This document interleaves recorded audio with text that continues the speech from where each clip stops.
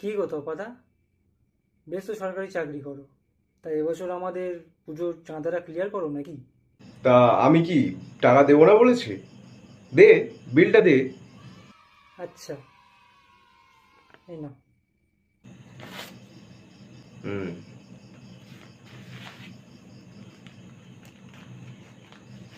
এই নে, ধর 51 টাকা।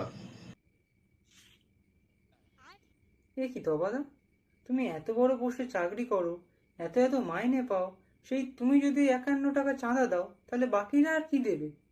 কেন? বাকিটা 11 টাকা দেবে। তাতেও না তোমাদের পুজো আরামসে চলে যাবে। মানে?